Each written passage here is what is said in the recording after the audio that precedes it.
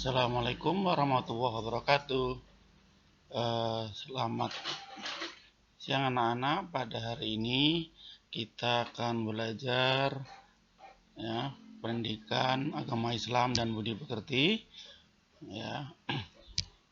Sebelumnya Bapak sapa dulu semuanya anak-anak sehat di rumah. Ya, karena kita masa pandemi, jadi kita sampaikan materi melalui video ini. Semoga dengan video ini tidak mengurangi nanti rasa untuk belajar, semangat belajar anak-anak semuanya. Ya, baik, bertemu lagi dengan Pak Ali untuk belajar materi pendidikan agama Islam kelas 10. Ya, materi bab yang pertama yaitu kontrol diri, berprasangka baik dan persaudaraan. Baiklah anak-anak, mari silakan. Sebelum kita memulai pelajaran kita hari ini, mari kita berdoa. Semoga apa yang kita belajar hari ini dapat bermanfaat dan bisa kita amalkan dalam kehidupan sehari-hari. Berdoa, mulai. Bismillahirrahmanirrahim. Rabbi zidni ilma warzuqni fahma. Amin. Baik.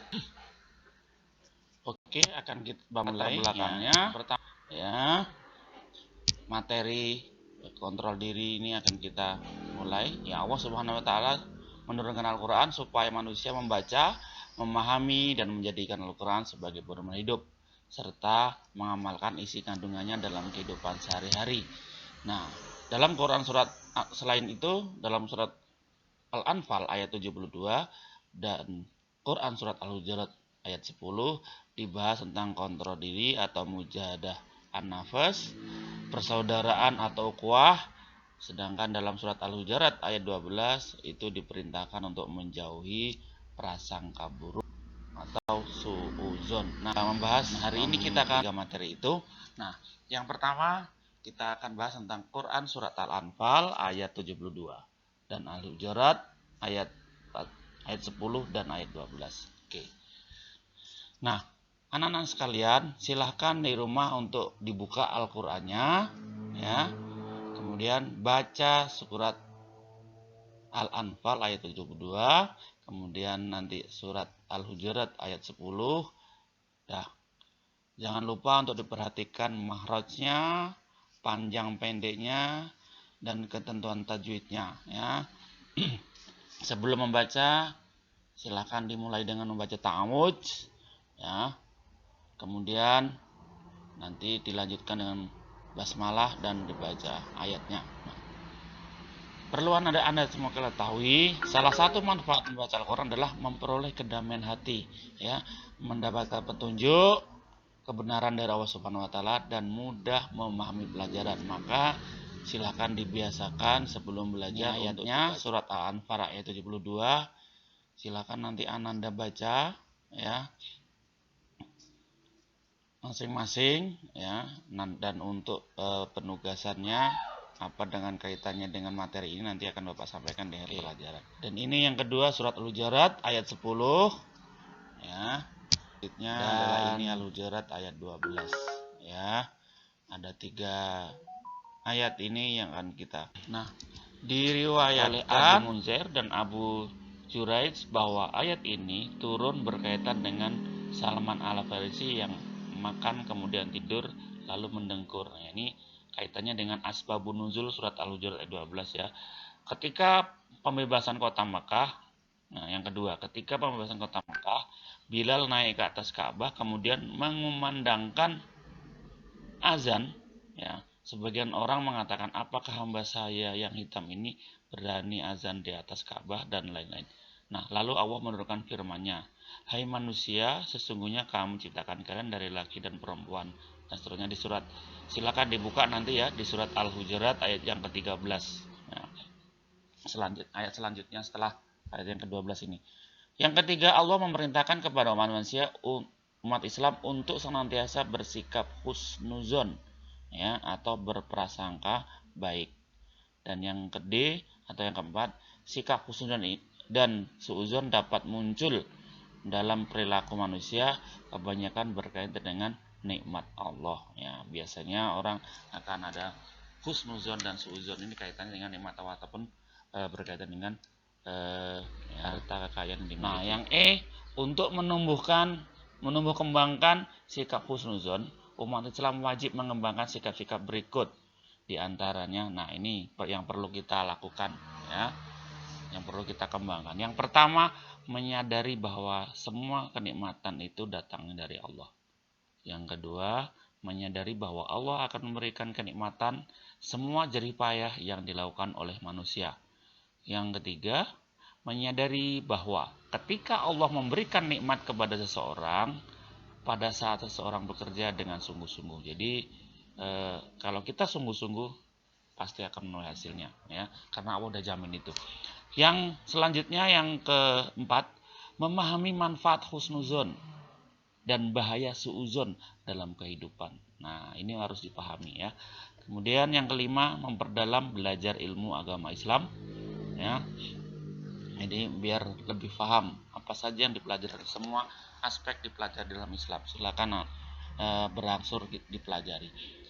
Yang selanjutnya, mengembangkan sikap ihsan, yaitu artinya menghadirkan Allah dalam setiap hari-hari kita, ya. Berprasangka baik bahwa walaupun Allah tidak kelihatan, ya, tapi kita percaya saja bahwa Allah selalu melihat kita, ya.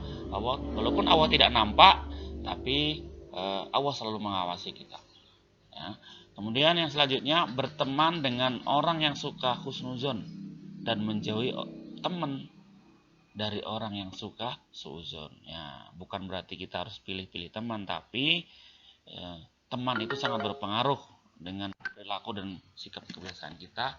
Maka bertemanlah kepada orang-orang yang suka husnuzon, jangan yang suka suuzon.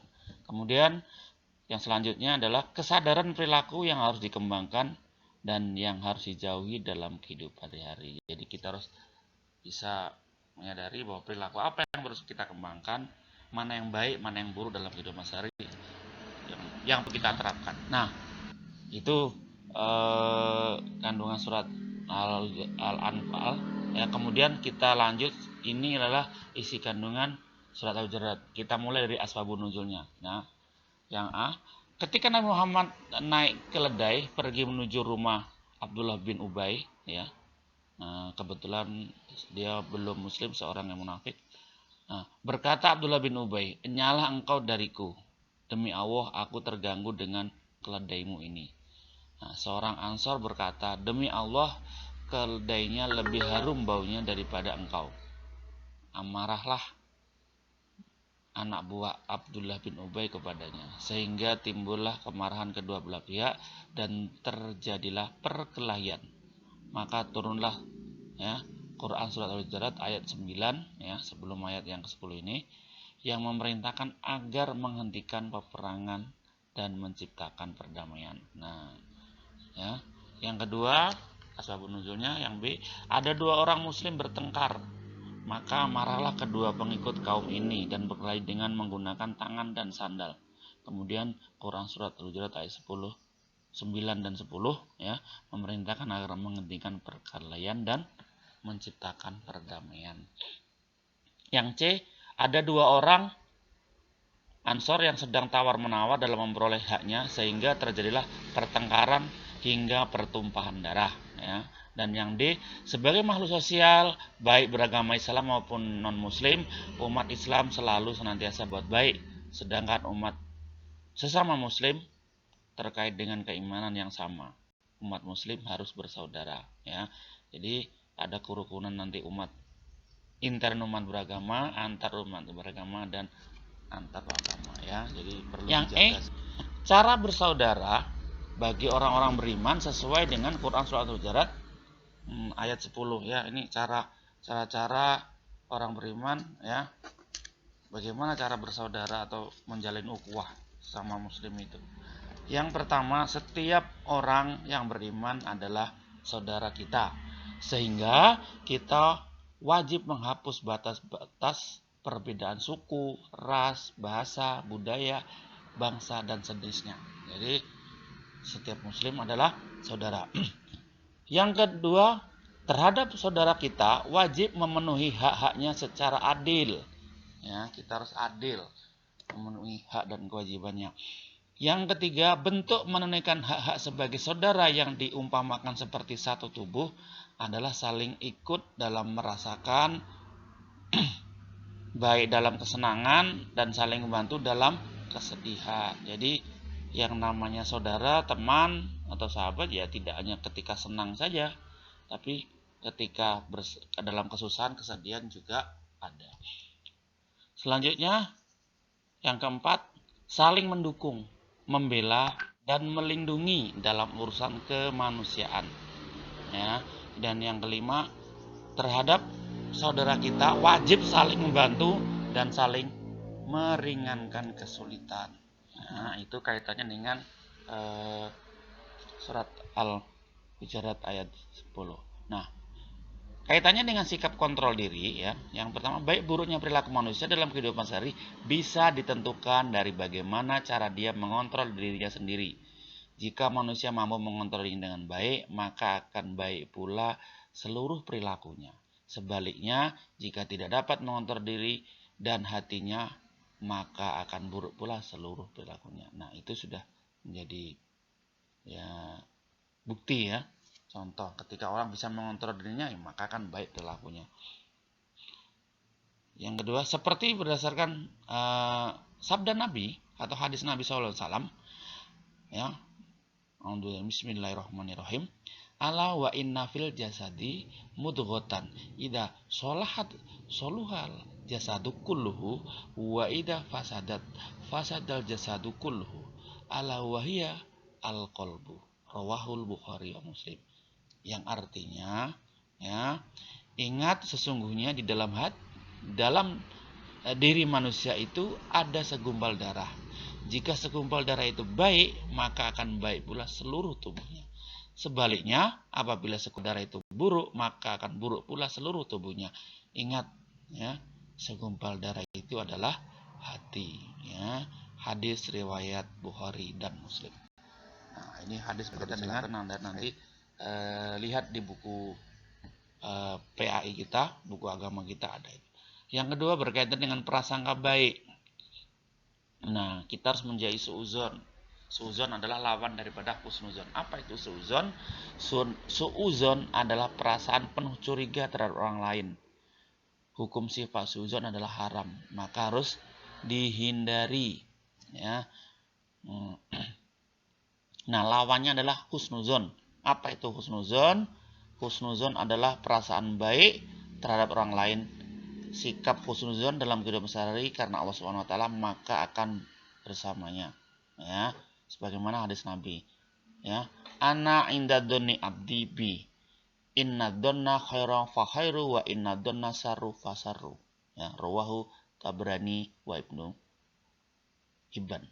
Ya. Yang artinya, aku selalu bersama prasangka hambaku terhadap diriku, kata Allah. Jika dia baik prasangka kepadaku, maka ia mendapat apa yang ia sangka.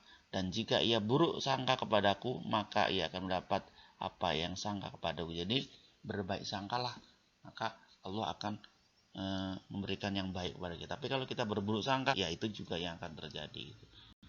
Ya. Kemudian sikap yang ketiga yang perlu kita tanamkan dalam kehidupan sehari kita adalah persaudaraan atau ukhuwah. Ya, dalam bahasa Arabnya ukhuwah. Ukhuwah atau dikenal dengan persaudaraan artinya persahabatan yang erat. Nah, apa itu ukhuwah? Persaudaraan tidak pernah berdasarkan pada keturunan, suku, bahasa, bentuk fisik, latar belakang keluarga, kedudukan dan derajat. Ya. Persaudaraan berdasarkan pada hati atau keimanan dan perilaku, sebagaimana ya berdasarkan sabda Nabi sallallahu alaihi wasallam yang berbunyi Bismillahirrahmanirrahim. Qala Rasulullah sallallahu alaihi wasallam, "Inna moha la yanduru ila suwarikum wa amwalikum, walakin yanduru kulubikum wa a'malikum." Rawahul Muslim. Yang artinya Rasulullah SAW bersabda, sesungguhnya Allah tidak melihat kepada rupa dan harta kalian, tetapi Allah melihat kepada hati dan amal kalian. Jadi hadis riwayat Muslim. Jadi perlu Anda tahu, Allah tidak melihat jasad kita ya, bagaimana mancung, pesek, hitam, kulit, rambut keriting, lurus, tapi Allah melihat ya kepada hati kita dan amal kita. Nah, selanjutnya yaitu manfaat ya pada perilaku kontrol diri. Yang pertama, terhindar dari perbuatan dosa yang jelas. Yang kedua, terhindar dari hal-hal yang dapat merugikan diri sendiri dan orang lain. Yang ketiga, terhindar dari sifat egois. Yang keempat, terhindar dari sikap sombong. Dan yang kelima, menyehatkan rohani. Nah, itu diantara beri manfaat perilaku kontrol diri. Yang selanjutnya, manfaat perilaku prasangka baik ya. Yang pertama, terhindar dari sikap iri dan dengki terhadap nikmat yang diperoleh orang lain. Yang kedua, hati menjadi lebih tenang. Yang ketiga, selalu berpikir positif. Yang keempat, mudah bersaudara dengan orang lain. Nah, ya, itu diantaranya manfaat perilaku prasangka baik. Selanjutnya adalah manfaat perilaku persaudaraan. Yang pertama, ya, dapat memperbanyak teman dan saudara. Nah, yang kedua, dapat menambah dan menjalin relasi yang lebih banyak lagi. Kalau kita punya sikap persaudaraan ukhuwah yang bagus, betul relasi kita juga banyak. Yang selanjutnya, dapat mempererat jalinan kekeluargaan dan persaudaraan sesama manusia.